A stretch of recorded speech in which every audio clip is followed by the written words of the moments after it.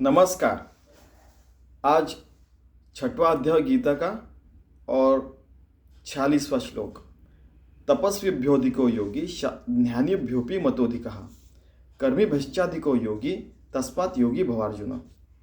अरे अर्जुन, आप योगी हो जाइए, क्योंकि तपस्वी लोग, ज्ञानी लोग, कर्मठ लोग सारे के सारे योगी होने का ही प्रयास कर रहे हैं।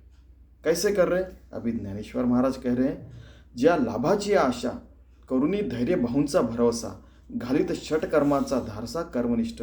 कर्मनिष्ठ लोग 6 प्रकार के कर्म करते हैं और भगवान से एक रूप होने का प्रयास करते हैं। का जी एकी वस्तू लागी बाणोनी ज्ञानाची वज्रांगी झुंजत प्रपंचेशी समरंगी ज्ञानीएगा। प्रपंचेशी यानी जो ज्ञानी लोग हैं वो ज्ञान का कवच पहन के प्रपंच में उतरते हैं और भगवान से एक रूप होने का, योगी होने का प्रयास करते हैं। और प्रपंच में रहने के बाद उनको कुछ भी बांटने लगेंगे अंदर से बाहर, जो कि उन्हें योगी होने से रोक सके। ठीक है।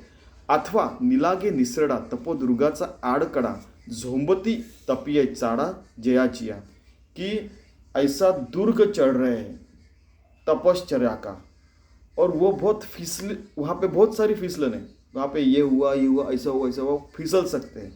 लेकिन फिर भी जो तपोनिष्ठ लोग रहते हैं वो ऊपर चढ़ के भगवान से एक रूप होने का, योगी होने का प्रयास करते हैं।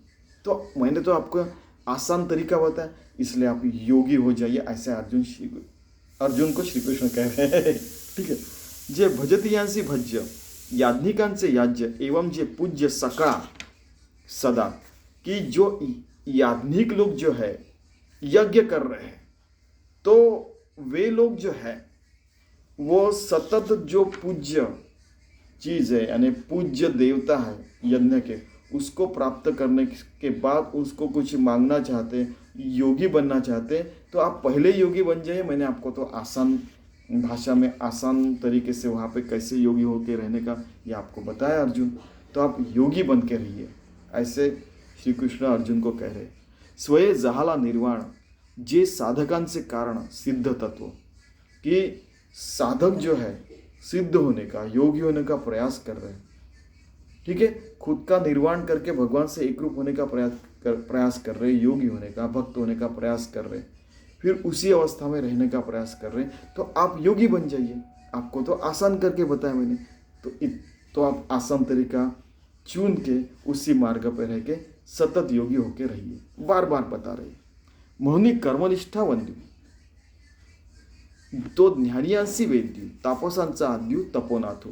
तापस लोगों का जो तपोनाथ है, शंकर कहिए, कुछ भी कहिए, वैसे आप योगी बन के हो सकते इसी क्षण।